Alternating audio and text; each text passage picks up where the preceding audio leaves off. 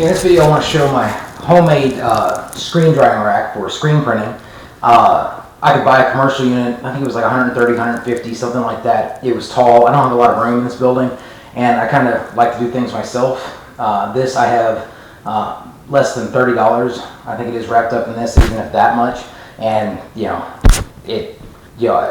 maybe an hour and a half of futzing around, cutting the PVC and whatever.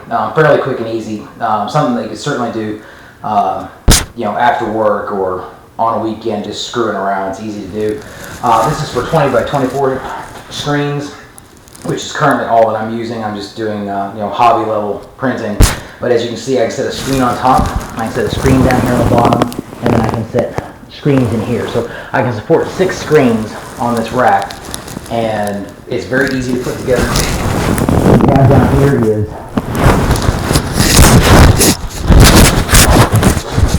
What we have down here is a 1.5 to 3/4 inch reducer bushing. So this would actually fit into a 1.5 inch size female fitting. It has a 3/4 inch female fitting here for 3/4 inch pipe, and a piece of 3/4 inch pipe in there, and in between each one of these T fittings as we come up like this.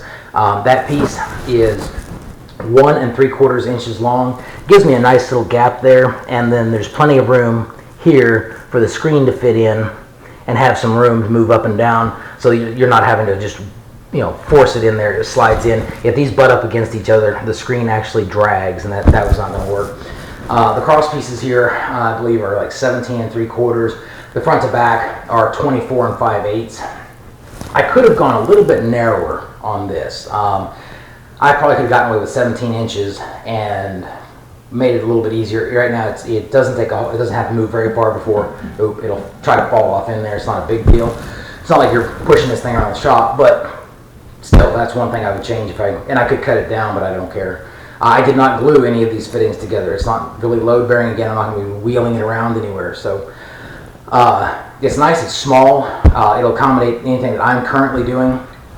Another neat thing is right now, of course, we have it like this, and we had this coated, and we were drying with print side down. But what's also kind of neat here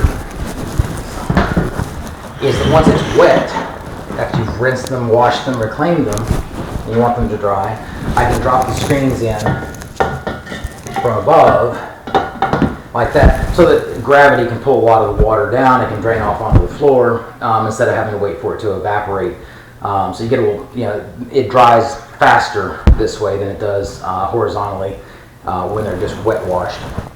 And of course, you can see I've got the high dollar drying unit there that blows through here to dry this stuff. This actually has been a very effective way to do this. It's inexpensive.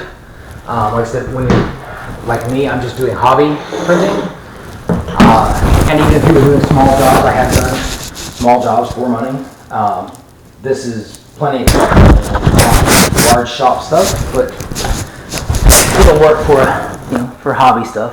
You can see I've got these T fittings in here, and because the spacing is set properly, the screen sits right there, and because they're spaced so far left to right this way, I don't get onto the impression area anyway, out of the print area of the screen, so I don't have to worry about touching the emulsion while it dries.